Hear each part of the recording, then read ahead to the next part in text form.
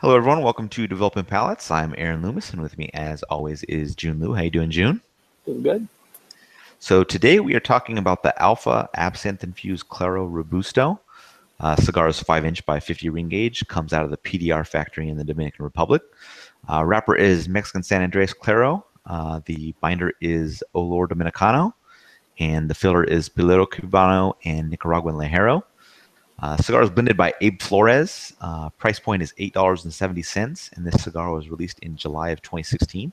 So with all those details out of the way, June, what was your pre-light experience like? Um, it was first sprinkled with a little bit of fear because I don't like infused cigars, and I do not like absinthe at all. I think it's one of the worst tasting alcohol spirits out there. Uh, So, anyways, we'll take the actual look at the cigar.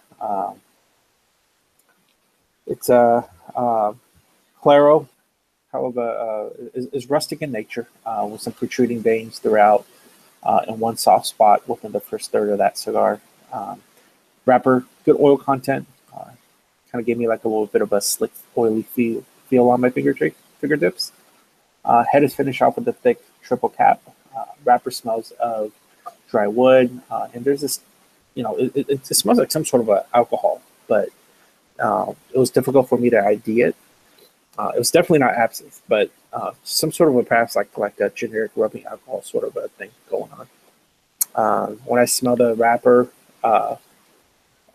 smelling wrapper, sharp cedar floral notes, cold draw was dry wood and that same alcoholic note going on. But overall, average experience, but a very unique one. yeah, wrapper was medium brown. Like you said, pretty rugged looking. There was a decent number of visible veins and quite a few little kind of bumps spread across the wrapper. Seams were smooth but fairly visible, kind of due to everything that was going on with the wrapper. Three very well applied caps on the head. Band is burgundy with gold artwork and lettering and kind of takes up about a third of the cigar. Aroma with the wrapper was like a faint alcohol note, I think kind of similar to what you experienced. I noted as like an alcohol pad that was kind of left out and almost completely dried, so kind of going along with your almost like rubbing alcohol type thing. Foot gave like a pleasant floral aroma, and pre-light draw was like a mix of the wrapper and the foot aroma, so it was kind of like a fairly nice, slightly floral alcohol note. So it was pleasant. I mean, it wasn't bad in any way. So I thought that was, like you said, very interesting. So getting into the flavor notes, what was your experience like? For the first third, got some generic dry wood, floral notes, baking spices, and a very unique anise kind of a note going on. On the retro, dry wood and a very unique, like a very refreshing kind of mintiness. Finish fairly long with dry wood, baking spice, and minty zing. Shrinking body, medium within the entire first third. Moving on to the second third, it's pretty similar to the first third. Still notes of that generic dry wood, floral notes, baking spices, and anise. Uh, the baking note uh, drops off into the second third. Um, and the retro still maintain that dry wood, but it loses out on that mintiness. The finish now consisting of dry wood, minty zing, and body and strength still at medium. Moving on to the last third, it's for the most part pretty similar to the second third.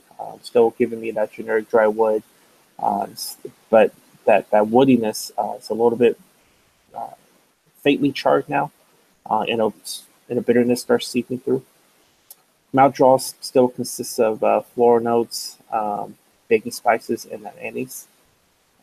Retro still centered around namely dry wood, finish, faintly charred wood, bitter wood, and that same refreshing mintiness. And shrink the body finish up at the medium part. So it was it was interesting. I didn't really, saying all this and rethinking about the draw notes and the flavors I got. I didn't get any absence. So Right. Yeah, initial draws were like a dry wood and a slight floral note, and then after a few draws, that dry wood became, much less drying. Half an inch in, a slight baking spice joined in with the wood and the floral notes, and the retrohale was woody with, baking spices that gave a kind of a nice zing through my nose. As the third was coming to a close, there wasn't much in the way of transitions. It was kind of still that wood, floral, and baking spices, and the strength was just below the medium mark. Getting the second third, the wood, floral, and baking spice kind of continued on. Retrohale kind of keeps up that zing with the baking spice. And then at 3/4 of an inch in, the baking spice left the profile, while that wood and the floral notes remained. And the baking spice also left the retrohale. And that's kind of, how that second third finished out, and strengths kind of remained at slightly below medium mark. Getting to the final third, continued on with the wood and the floral notes. At a 1/2 inch in, that wood gained a little bit of a slight char to it. The retrohale was kind of carrying on with the wood and the floral notes. Not really much in the way of transitions, just kind of slightly charred wood. Floral notes kind of continued through to the end of the cigar, and the strength finished up right at the medium mark. So getting into performance for burn and draw, what was your experience like? This was a really well constructed cigar. Burn really good. One complaint that I had was like a slightly waviness to the burn line, but other than that, really solid ash marks, averaging 1.5 inch increments. Tire smoking time wasn't affected by that soft spot that I felt within the pre-light experience, so always good. In terms of the draw, probably tight, but still really good. Really, with that said, no real complaints. Yeah, burn was absolutely perfect. I mean, it was razor sharp the entire way. No, I can't complain one bit about it. Ash held on just like yours, 1.5 inch increments, so it was pretty nice. Draw was just slightly tighter than I prefer. Not really a complaint, just more of a preference type of thing. So the performance was really good on these. So overall, what were your thoughts? The fear that I had in the pre-light experience ended up being a falsified fear. I was trying to, if you're telling me a cigar is infused with something, in this case, the absinthe, like, I look for that, right? But right. It was very subtle, and if it's in the form of that mintiness and the anise that I tasted, I mean, yeah, I could see where, the cigar owner was going for.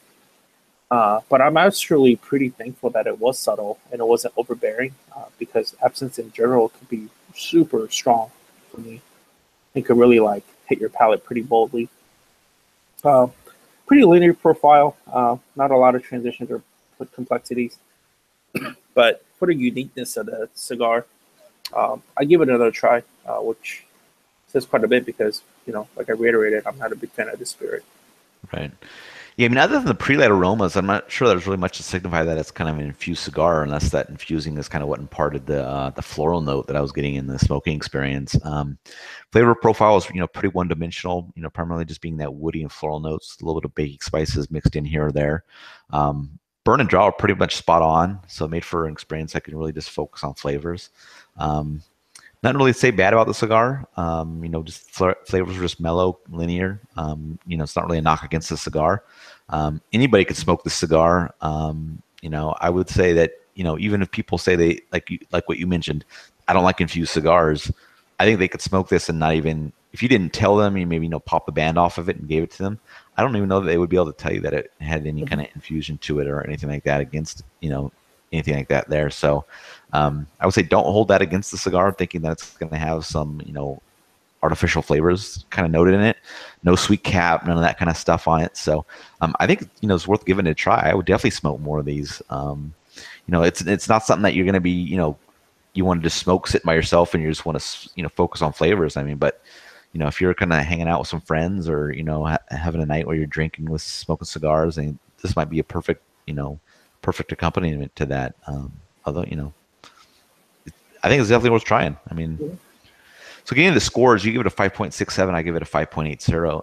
How do you think that matches up with your experience?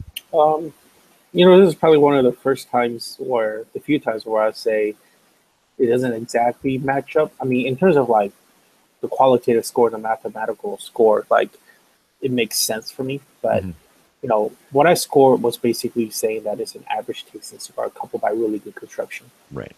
But if I could give it more like a value added kind of a score for uniqueness, I would call this cigar actually something that's well worth trying, and something that's actually really good in the sense that it was very subtle, right? And it wasn't overbearing, especially when you're talking about it was a sweet tip. I hate sweet tips. That synthetic taste that it has on your lips and mouth really ruins a cigar. And thankfully, this one doesn't have it. So really good call on the company on that. Yep. But yeah, I mean, um, try it. Yeah, I'd echo all your same sentiments. As it all goes together, it kind of evens out to that average score with really good construction. But I mean, the cigar as a whole, I mean, I think it kind of works out as a pretty decent experience. So, like I said, I would recommend people try it out. Any other thoughts from you? No, I think it's funny. I think this guy, I forget the guy behind this cigar, his name, but I think he lives in California, in Northern California. I believe so. Yeah. Yeah. So, let's get together. Yeah. let's her. Exactly. Let's drink some absinthe and maybe I'll like. Right. Well, if you're just catching this video on YouTube, be sure to subscribe to us, but also check out the full written review on the website, developingpalates.com. Follow us on all those social media channels, Facebook, Instagram, Twitter, Google+. All of our review recaps can be caught on podcasts, so iTunes, Google Play, and Podbean. Thank you for tuning in, and we will catch you on the next one.